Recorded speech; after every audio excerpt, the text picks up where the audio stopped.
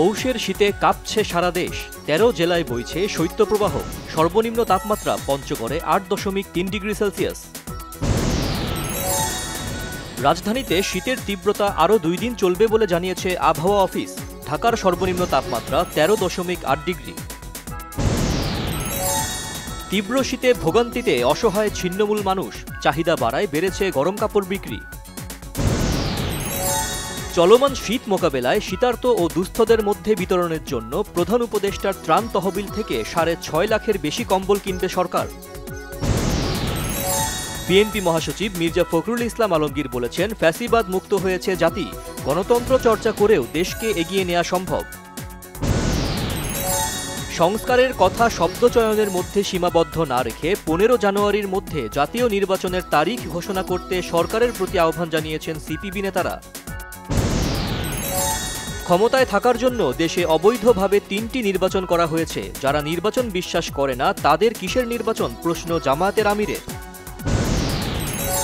ইসলামী আন্দোলনের আমির মুফতি সৈয়দ রেজাউল করিম বলেছেন, যারা নির্বাচনের জন্য তাড়াহুড়ো করছে তাদের জন্য অন্তর্বর্তী সরকার ভালোভাবে দেশ চালাতে পারছে না।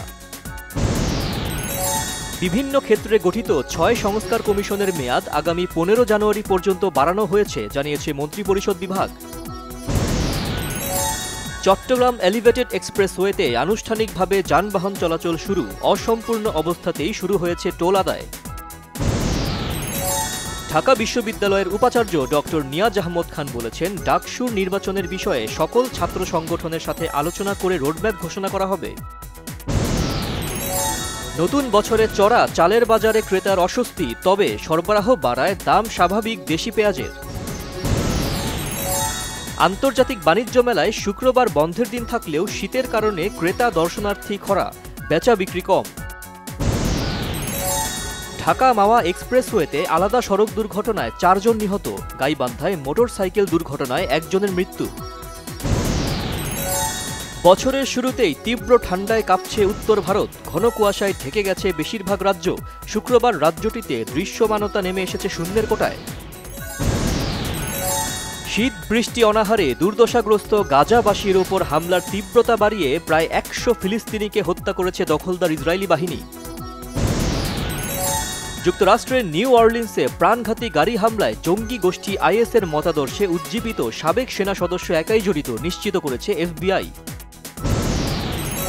বিপিএলে প্রথম জয়ের দেখা পেল চিটাগং কিংস। দুর্বার রাজশাহীকে ১০৫ রানের বড় ব্যবধানে হারায় তারা। চোট কাটিয়ে বার্সার অনুশীলনে ইয়ামাল। বুধবার স্প্যানিশ সুপার কাপের সেমিতে দেখা যাবে ফুটবলের গোল্ডেন বয়কে।